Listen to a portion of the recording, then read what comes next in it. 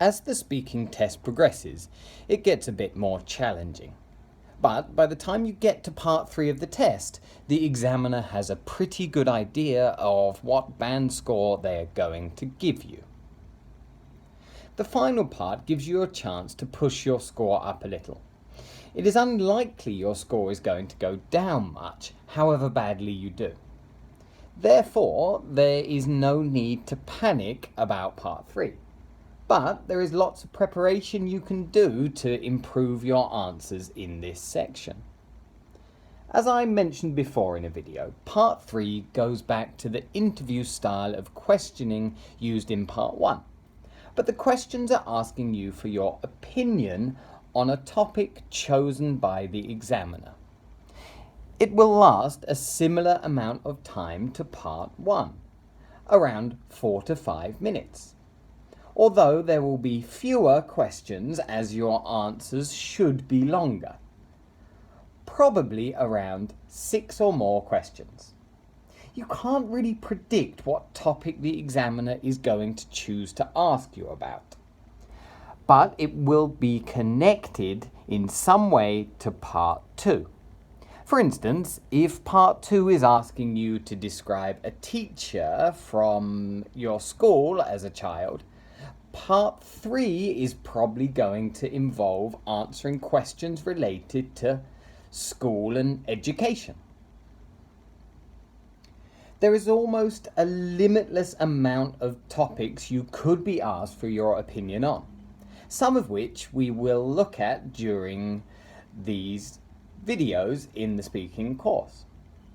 It is nearly impossible to prepare yourself for every topic that could come up. But this is not really a problem, as the questions are asking you for your opinion. An in-depth knowledge of the topic is not needed. Questions are based on your opinion and not your knowledge. There is no such thing as a right or wrong answer in this part. You will either give a good answer that answers the question appropriately and is clear and well explained, or a bad answer which isn't. This all sounds like we're going into the complete unknown, but we can expect certain styles of questions to be asked. Obviously, the questions are going to be asking you to give your opinion. However, the examiner is looking for you to use specific language skills to answer specific types of questions. I've divided these types of question into 3 categories: compare, explain, and predict. Each of these types of question requires slightly different language to answer appropriately.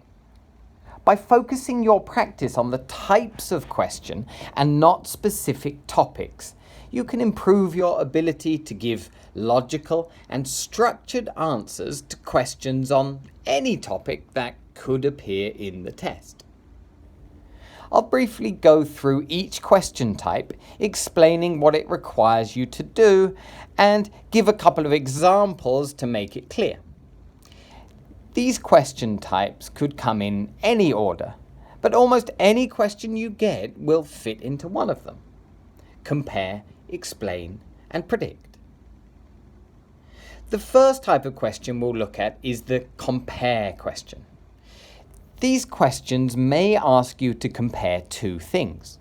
Something like this: how are schools in the countryside different to schools in the city?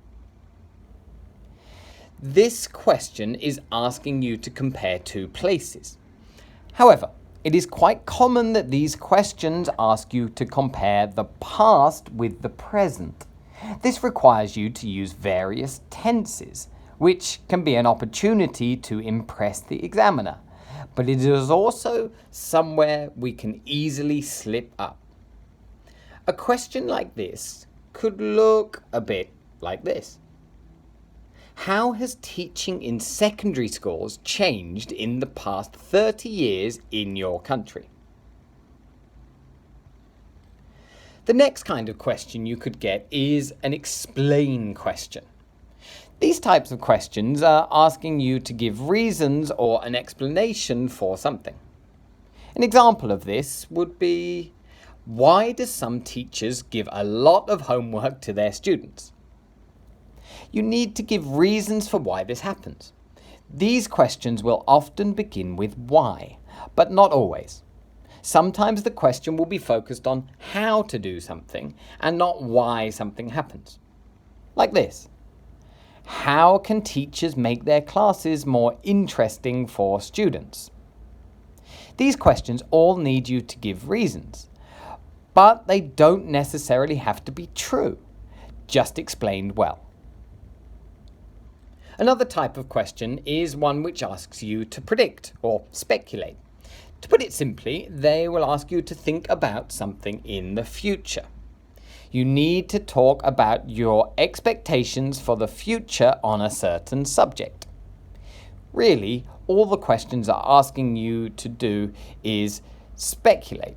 As you're giving your opinion on different subjects, you are guessing as your opinion is not a fact. Speculate can just mean to guess something, but here the question is focused on guessing the future. A bit like this question.